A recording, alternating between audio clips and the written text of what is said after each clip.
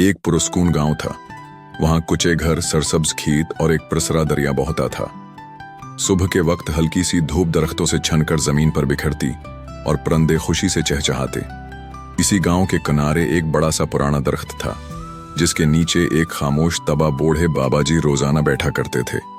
बाबा जी की सफेद दाढ़ी, झरियों भरा चेहरा और सादा लिबास उनकी सादगी का पता देते थे।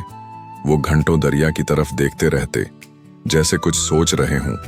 लोग उनके करीब से गुजरते, मगर कोई रख कर न पूछता कि वो क्या सोचते हैं। कुछ लोग उन्हें पागल समझते, कुछ उनकी कहानियां सुनाते और कुछ सिर्फ नजरअंदाज कर देते। एक दिन एक 16 साला लड़का एली, जो फितरतान तजस्सुस पसंद था, उनके पास आ बैठा।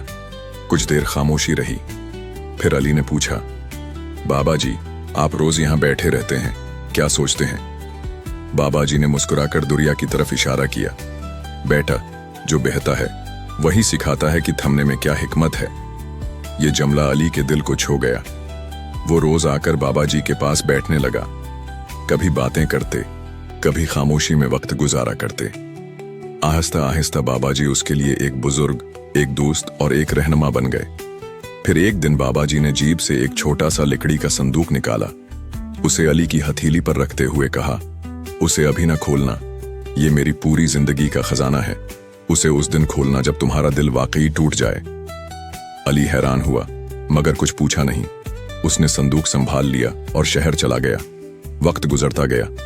अली ने तालीम हासिल की, अच्छी नौकरी मिली, शादी हुई, बच्चे हुए, मगर खुशी न मिली। दिल में खला था, चेहरे पर थकन। दिन रात की दौड़ में वो खुद को खो चुका था। एक दिन सब कुछ होते हुए भी उसे लगा जैसे कुछ भी नहीं। उसी दिन वो गांव वापस आ गया। बाबा जी का दरख्त अब खामोश था। वहां बाबा जी न थे, सिर्फ हुआ की सरगोशियां थीं। अली आहिस्ता से दरख्त के नीचे बैठा, आंखों से आंसू बहा निकले। उसने वही पुराना संदूक निकाला जो बरसों से बंद था और खोल दिया। अंदर सिर्फ एक पुराना सा खत था। खत में लिखा था, मेरे बेटे, जिस दिन तो दुनिया से थक जाए, समझ ले कि असल खजाने की तलाश शुरू हुई है। सुकून दौलत में नहीं, मोहब्बत में है। सुकून शहरों की चमक में नहीं, सादगी के अंधेरे में रोशनी तलाश करने में है। जो वक्त गुजरता है वो वापस नहीं आता। जो दिल टूटता है वो जुड़ता है, अगर उसे सही हाथ थाम ले। अब तो वो हाथ बन जा जो किसी और को थाम सके। खत खत्म होते ही अली की आंखों में सुकून उतर आया। उसने फैसला किया कि अब वो गांव ही में रहेगा। वही दरख्त जहां बाबा जी बैठा करते थे, अब अली का ठिकाना बन गया।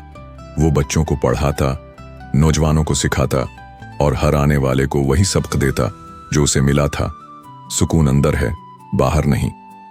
आखिरी मंजर में दरख्त के नीचे अली बच्चों के साथ बैठा मुस्कुरा रहा होता है और फजा में परिंदे उड़ रहे होते हैं। सबक, असल खजाना दुनिया की दौलत नहीं, दिल का सुकून है। वो हमें मिलता है जब हम दूसरों के लिए जीते हैं।